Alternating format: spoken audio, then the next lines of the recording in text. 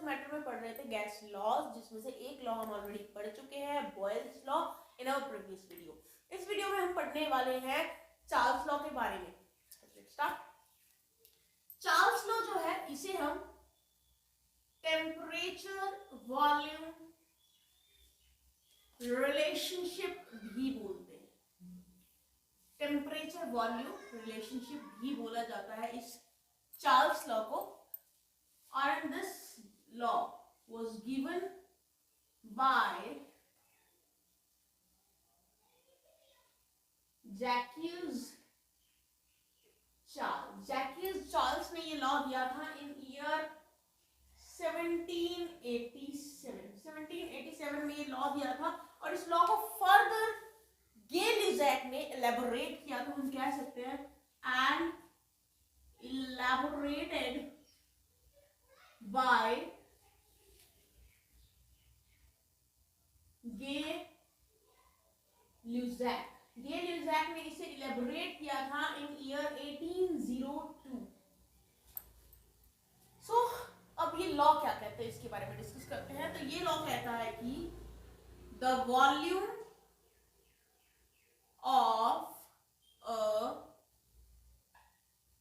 Given mass of gas increases or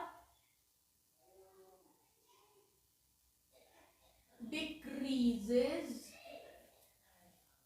by 1/273 of its volume at 0 degrees Celsius for every 1 degree rise or fall in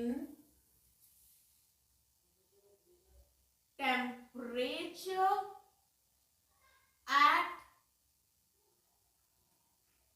constant pressure। So ये आपकी statement है Charles law की। तो इस statement के accordingly क्या कहा गया है, ये कहा गया है कि जो वॉल्यूम है एक फिक्स्ड मास ऑफ गैस की, वो इंक्रीज या डिक्रीज होती है। कितना इंक्रीज है कितना डिक्रीज होगी, 1/273 of the volume at 0 degree Celsius. तो हर एक डिग्री राइज या फॉल होगा अगर टेम्परेचर, तो राइज से वॉल्यूम इंक्रीज होगी, फॉल से वॉल्यूम डिक्रीज होगी। कितनी इंक्रीज या डिक्रीज होगी, हर डिग्री के साथ इतना चेंज आएगा, 1/273 of its volume at 0 degree Celsius. तो जो 0 डिग्री सेल्सियस पे वॉल्यूम है उसका 1/273 पार्ट इंक्रीज होगा या डिक्रीज होगा हर एक डिग्री के साथ। तो मैथमेटिकली क्या होगा, मैथमेटिकली अगर मैं बात करूं तो मैथमेटिकली पहले हम इंडिकेट कर लेते हैं कि बी नॉट हमने वॉल्यूम मान ली है, volume of gas at 0 degree Celsius. ये वी नॉट है volume of a particular gas at 0 degree Celsius. तो इसी में ही हम ऐड या सब्ट्रैक्ट करेंगे इतना पार्ट इसी वॉल्यूम का हर एक डिग्री राइज या फॉल के साथ। तो अगर ये वॉल्यूम है 0 डिग्री सेल्सियस पे, तो हम मानते हैं कि जब when the temperature is increased, और हम पहले इंक्रीज डिस्कस करते हैं, when the temperature is increased, और इंक्रीज होकर टेम्परेचर 0 से कितना पहुंच गया है, T डिग्री सेल्सियस तक इंक्रीज होगा, तो वॉल्यूम जो है वॉल्यूम भी इंक्रीज होगी, वॉल्यूम विल ऑल्सो इंक्रीज। तो वॉल्यूम भी इंक्रीज होगी, तो वॉल्यूम इंक्रीज होके क्या हो जाएगी, volume will increase and become बन जाएगी बिकम VT। तो 0 टेम्परेचर पे V नॉट वॉल्यूम है, T टेम्परेचर पे VT वॉल्यूम है। तो अकॉर्डिंग टू चार्ल्स लॉ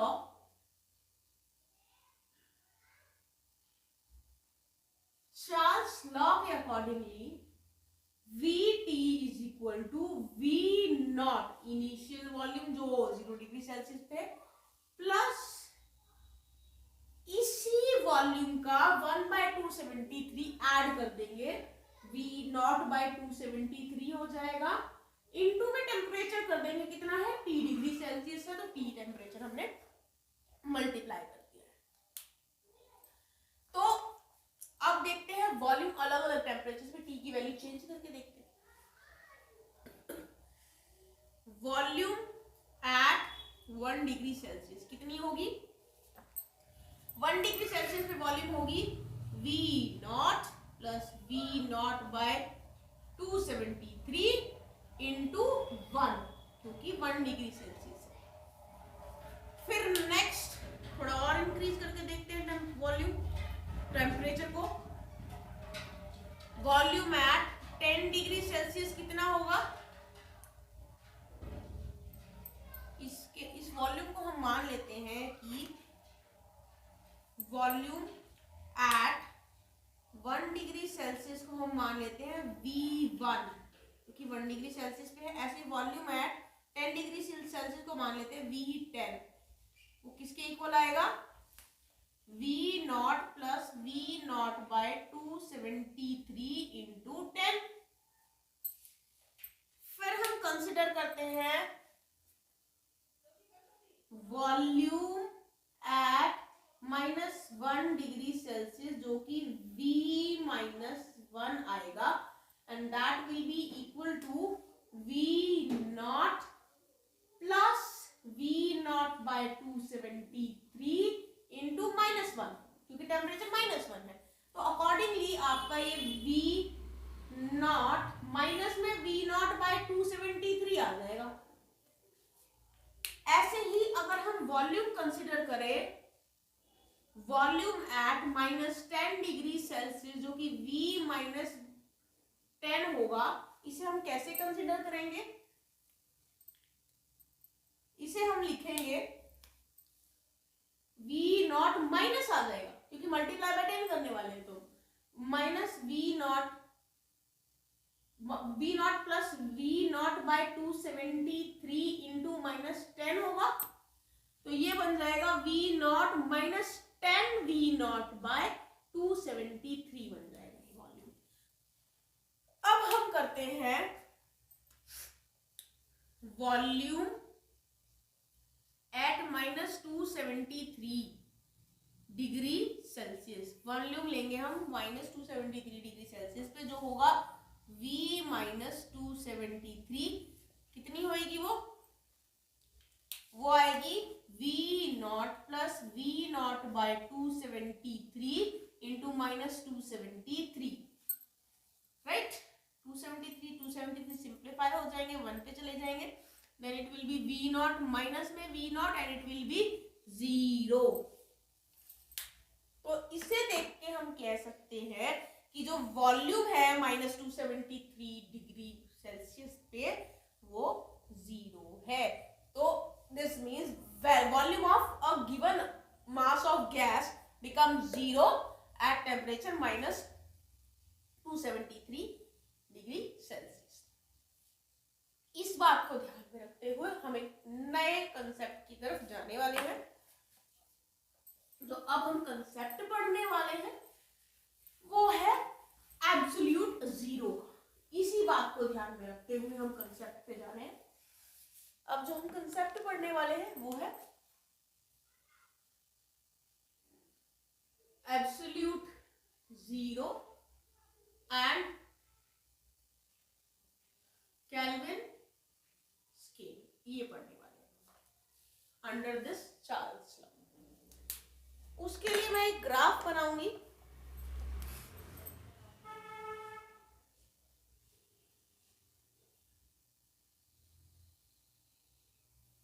ये आपका 0 है डिग्री सेल्सियस, ये आपका 0 डिग्री सेल्सियस है। फिर आपका इधर है 100 डिग्री सेल्सियस, ये 200 है, ये 300 है और ये 400 डिग्री सेल्सियस है। यहाँ पे टेम्परेचर है, मतलब कि टेम्परेचर है, टेम्परेचर T है which is in degree Celsius, जो इधर भी है और इधर भी है। इधर पॉजिटिव वैल्यूज है, इधर नेगेटिव वैल्यू है। तो यहाँ है -273। इस एक्सिस पे हम वॉल्यूम इंडिकेट करेंगे। तो ग्राफ अगर हम बनाए तो इसका कुछ इस तरीके से बनेगा, और इसको हम पीछे की तरफ एक्सटेंड करें तो ये यहाँ पे इंटरसेक्ट करेगा। इट मींस ये वो पॉइंट है जहां पे वॉल्यूम है 0। तो ये ही वो टेम्परेचर है जहां वॉल्यूम 0 है, और ये जो टेम्परेचर है ये है आपका एब्सोल्यूट 0। और ये जो ग्राफ मैंने बनाया है वो बनाया है P कांस्टेंट पे। यहाँ पर प्रेशर जो है हमारा कांस्टेंट है। तो अब हम एब्सोल्यूट 0 और केल्विन स्केल के बारे में पढ़ते हैं। द हाइपोथेटिकल टेम्परेचर, जो हाइपोथेटिकल टेम्परेचर है कौन सा, ऑफ -273 जो हाइपोथेटिकल टेम्परेचर लिया है मैंने 273 डिग्री सेल्सियस, एट विच, जहां पे की जो वॉल्यूम है ऑफ एनी गैस, किसी भी गैस की जो वॉल्यूम है, इट बिकम्स 0। इसे क्या बोला गया है, इज कॉल्ड एब्सोल्यूट 0। तो एब्सोल्यूट 0 क्या है, ये वो टेम्परेचर है, हाइपोथेटिकल टेम्परेचर -273 डिग्री सेल्सियस, जहां पे किसी भी अमाउंट की गैस की वॉल्यूम 0 बन जाती है, 0 हो जाती है। इसे हम बोलते हैं एब्सोल्यूट 0। ये आपका एब्सोल्यूट 0 आ गया है। नाउ लॉर्ड केल्विन जो थे, Lord kelvin has given a new scale. Lord kelvin ने एक नया स्केल दिया था, किसका, new scale of temperature. Temperature का नया स्केल दिया था लॉर्ड केल्विन ने, और ये जो टेम्परेचर का नया स्केल दिया था लॉर्ड केल्विन ने, क्या नाम था उस स्केल का,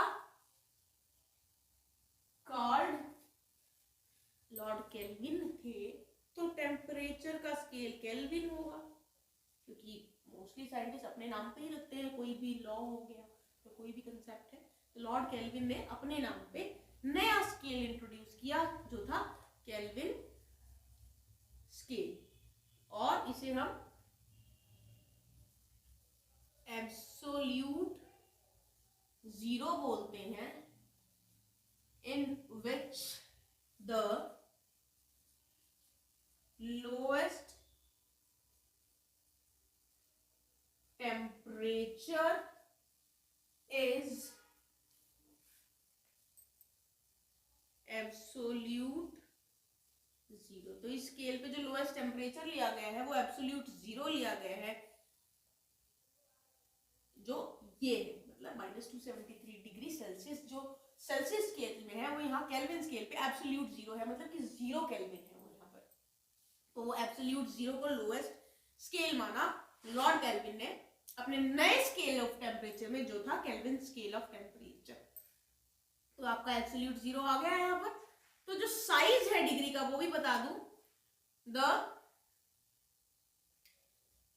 size of degree is same. तो केल्विन स्केल हो या सेंटीग्रेड स्केल हो, दोनों में जो साइज है डिग्री का वो सेम है एज द सेंटीग्रेड स्केल। मतलब डिग्री सेल्सियस स्केल जितना ही डिग्री का साइज है, degree of size is same on in both the scales of temperature, kelvin और डिग्री सेंटीग्रेड दोनों के अंदर। अब हम इसके बाद पढ़ेंगे मैथमेटिकल फॉर्म इस लॉ की। तो मैथमेटिकल फॉर्म पढ़ते हैं, मैथमेटिकली इस लॉ को कैसे हम लिखेंगे।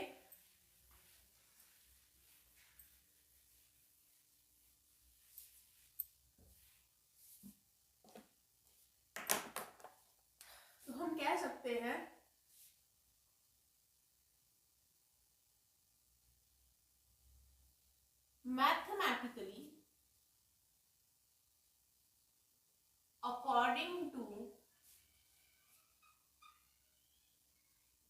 Charles law. चार्ल्स लॉ का मैथमेटिकल फॉर्म देने वाले हैं। अब मैथमेटिकल फॉर्म देंगे तो according to the Charles law हम क्या बोलेंगे कि Vt, volume at temperature T, हमें पता है ऑलरेडी वो कि क्या है, V0 plus V0 by 273 into temperature T, ये था। अब इसका एलसीएम ले लेते हैं। अगर हम इसका एलसीएम लेंगे तो ये बन जाएगा 273 V0 प्लस V0 बाय 273, ये बन जाएगा। V0 को ऊपर से कॉमन ले लेते हैं, तो V0 को ऊपर कॉमन लेंगे तो ये बन जाएगा V0 273, ये आपका आ जाएगा इधर V0 T है, ये इधर V0 T। तो यहाँ पे हम क्या करेंगे, हमने लिया था V0 plus V0 by 273 T। तो हम इसको कैसे, इसको हम इसको अच्छे से एलसीएम लेके हम करेंगे तो ये अल्टीमेटली आपका ये आ जाएगा V0 into 273 plus T। V0 हमने बाहर कॉमन ले लिया है, वो पूरी इक्वेशन सॉल्व करने के बाद तो मैंने जो अल्टीमेट आएगा वो यहाँ लिख दिया है। अपॉन में आ जाएगा आपका 273, क्योंकि एलसीएम में आ गया है तो ये इतना आ जाएगा। इसको पूरा सॉल्व करने के बाद तो ये हमारे पास आ गया। तो अगर हम इसको देखें ध्यान से तो इसको हम ऐसे ही लिख सकते हैं क्या, इसे हम ऐसे भी लिख सकते हैं कि Vt ये is equal to V0 T, ये V0 और ये आपका आ गया T अपॉन, या इसको हम कह सकते हैं T upon T0। T means temperature जो आपने राइज किया है, जो दूसरा टेम्परेचर है वो, और ये आपका टेम्परेचर है 0 डिग्री सेल्सियस वाला, मतलब कि एब्सोल्यूट जीरो वाला टेम्परेचर, एक तरह से ये वो हो गया। और हम इसको ऐसे भी तो लिख सकते हैं कि V, थोड़ा सा इसको चेंज करेंगे, इसको Vt के नीचे T ले आएंगे, V0 के नीचे T0 रहने देंगे, तो ये बन जाएगा Vt अपॉन में T is equal to V0 upon में T0, तो ये बन जाएगा। तो इसे देख के हम कह सकते हैं कि V बाय T जो है वो है कांस्टेंट, ये आ गया आपका कांस्टेंट। लेकिन एक कंडीशन है यहाँ पे, pressure should also be constant, आपका प्रेशर भी कांस्टेंट होना चाहिए इस केस के अंदर। तो ये आपका चार्ल्स लॉ की मैथमेटिकल फॉर्म आ गई है। इसको हम ऐसे भी तो लिख सकते हैं कि V is directly proportional to T, इस सब का मतलब यही तो है, V is directly proportional to T, thus we can say that the volume of given mass of gas is directly, volume of given mass of gas is directly proportional to the absolute or Kelvin temperature at constant pressure. तो constant pressure पे volume जो है absolute temperature या kelvin temperature के directly proportional है, right. तो ये आपका केल्विन स्केल भी, चार्ल्स लॉ भी सब आ गया। तो हम यहाँ पर एक बात और भी बोल सकते हैं, हम कह सकते हैं कि जो केल्विन स्केल है, केल्विन स्केल जो है इज बेटर। क्वेश्चन भी आ सकता है why kelvin scale is better, तो बता रही हूँ केल्विन स्केल बेटर क्यों है। किससे? सेंटीग्रेड स्केल से। Kelvin scale is better than Celsius scale या सेंटीग्रेड स्केल भी बोल सकते हो। मतलब डिग्री सेल्सियस स्केल से ये बेटर क्यों है?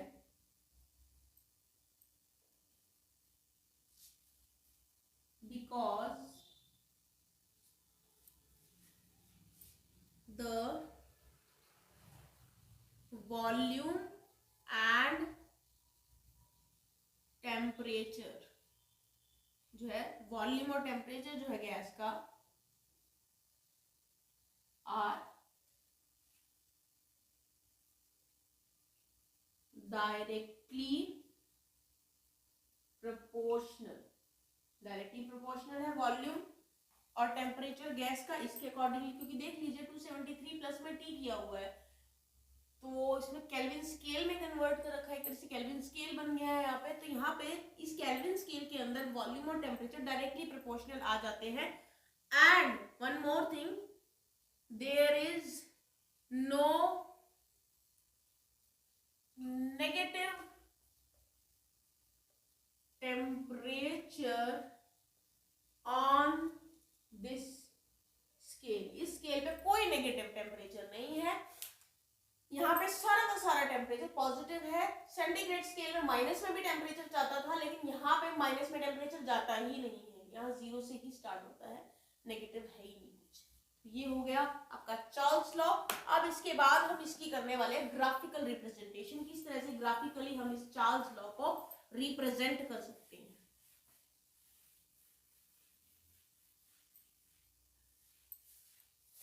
Now we are going to do the graphical representation of the Charles law। Graphical representation करते हैं। तो ग्राफ अगर हम बनाएं इसका तो कुछ ऐसा बनेगा। ये हमारा एक्सिस है जहां पे हम टेम्परेचर शो करेंगे। मान के चलिए -300 है, ये है -273, फिर है -200, फिर है -100, फिर है 0। ऊपर की तरफ हम दिखाएंगे वॉल्यूम। तो अगर इसके अकॉर्डिंगली हम ग्राफ बनाएं तो हमारा ग्राफ यहाँ से स्टार्ट होगा, 0 वॉल्यूम इस पॉइंट पे होती है -273 पे, तो ये इस तरह से बनेगा।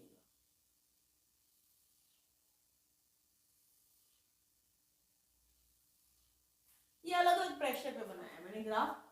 ये P1 है, ये P2 है, ये P3 है और ये P4 है। और आप देख सकते हो हर एक कांस्टेंट प्रेशर के लिए एक स्ट्रेट लाइन ग्राफ इस तरह से हमें मिल रहा है। और इसमें जो P1 प्रेशर है that is greater than P2 is greater than P3 is greater than P4। तो ग्राफिकल रिप्रेजेंटेशन के अकॉर्डिंगली इसको अगर हम डिस्क्राइब करें तो हम कह सकते हैं कि जब चार्ल्स ने ये बनाया, चार्ल्स ने जब ये ग्राफ बनाया था अपने एक्सपेरिमेंट के बेसिस पे, तो Charles found that all gases at given pressure, मतलब कि एक फिक्स प्रेशर पे सारी की सारी जो गैसेस थी, he found that all the gases at given pressure forms a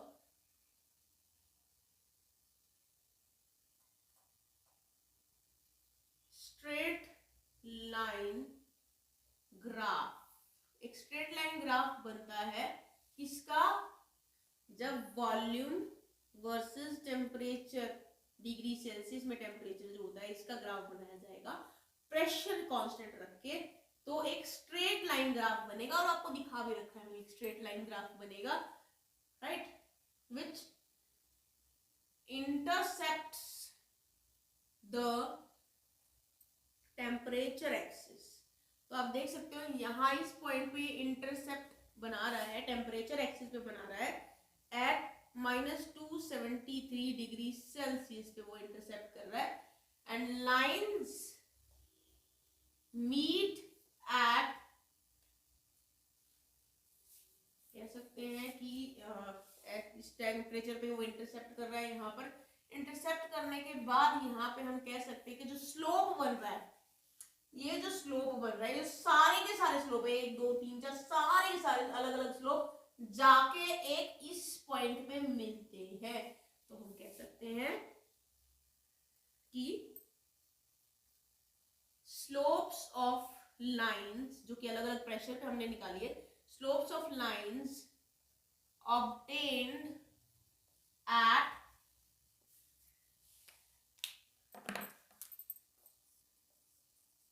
different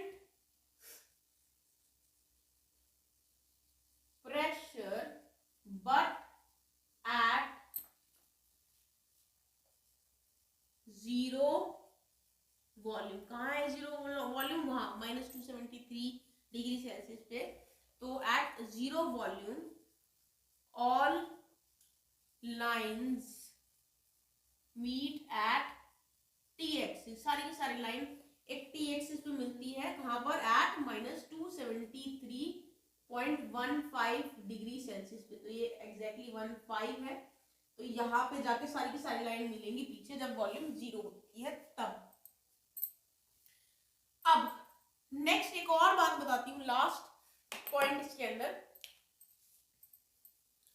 the curves, जो कर्व्स बनते हैं, प्लॉट होते हैं कब? At constant pressure. जब कांस्टेंट प्रेशर पे कर्व्स बनाए जाते हैं, they are known as isobars. Constant pressure पे बनने वाले कर्व्स को हम नाम देते हैं isobar. So this was about the Charles law.